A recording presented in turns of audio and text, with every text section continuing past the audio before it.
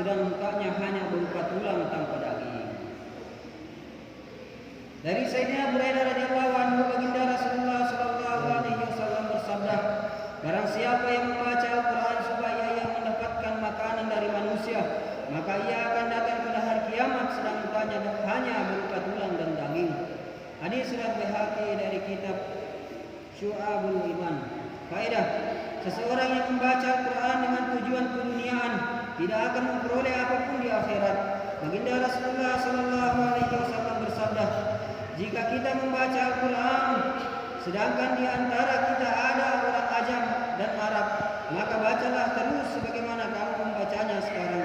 Karena tidak lama lagi akan datang suatu golongan manusia yang akan memperbaiki setiap huruf seperti mereka meluruskan anak-anak panah mereka.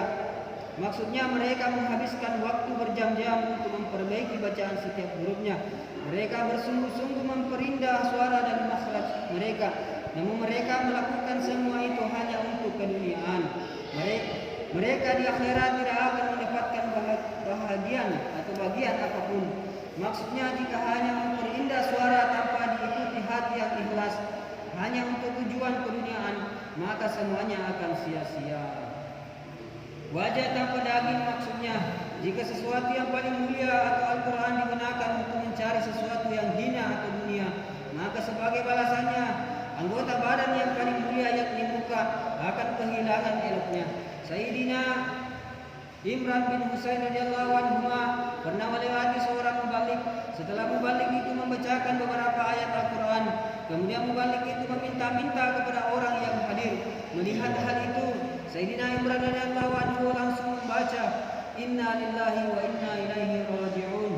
Lalu berkata, aku mendengar baginda Rasulullah sallallahu alaihi wasallam bersabda, barang siapa membaca Al-Quran dan ia menginginkan sesuatu, maka mintalah hanya kepada Allah Subhanahu wa taala, karena tidak lama lagi akan datang suatu kaum, setiap mereka membaca Al-Quran, mereka akan meminta-minta kepada manusia. Para ulama mengatakan, jika seseorang mencari keuntungan dunia melalui ilmu agama, maka ia seperti orang yang membersihkan sandalnya dengan pipinya. Memang tidak dapat dibantah bahwa sandal itu akan bersih, tetapi perbuatan itu sangat bodoh. Mereka itulah orang-orang yang disebutkan dalam Al-Quran. Ulaika alladzina ishtarau dalalata bil huda. Mereka itulah orang yang membeli kesesatan dengan petunjuk. Quran surah Al-Baqarah 16. Sayyidina Ubay bin Ka'ab radhiyallahu anhu berkata, suatu ketika aku mengajarkan Al-Quran kepada seseorang, lalu ia memberikan hadiah kepada aku sebuah busur panah. Ketika aku menyampaikan hal itu kepada baginda Nabi sallallahu alaihi wasallam, beliau bersabda, kamu telah mengambil satu busur panah jahanam. Hal serupa juga terjadi pada Sayyidina Ubadah bin Samit radhiyallahu anhu. Maka baginda Rasulullah sallallahu alaihi wasallam bersabda kepadanya, kamu telah mengalungkan bara api neraka di antara pundakmu. Riwayat lain menyebutkan, jika kamu mau mengalungkan kalung api neraka di lehermu, maka ambillah busur itu. Sampai di sini, kepada para hafiz Al-Quran yang berkhidmat di madrasah dengan tujuan keduniaan, dengan penuh santun saya ingin menyampaikan kepada anda dengan nama Allah Subhanahu wa taala, sadarilah akan kedudukan dan tanggung jawab anda. Disebabkan niat buruk kita atau mengajarkan Al-Quran untuk mendapatkan uang, maka orang-orang tidak mau belajar membaca dan menghafal Al-Quran. Jika demikian, bukan hanya mereka akan menanggung akibat buruknya, tetapi anda akan dituntut bertanggung jawab. Kita mengira bahwa diri kita para penyebar Al-Quran, padahal kita lah penghalang penyebar Al-Quran.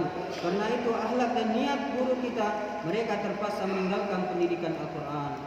Para ulama tidak melarang kita menerima upah dari mengajarkan Al-Quran, tetapi hal itu jangan dijadikan tujuan.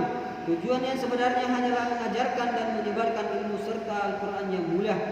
Upah bukanlah imbalan dari hikmat tersebut, tetapi mengambil upah itu dibenarkan sekedar untuk memenuhi keperluan yang sangat mendesak, dan itu pun karena terpaksa. Alhamdulillah, Masya Allah.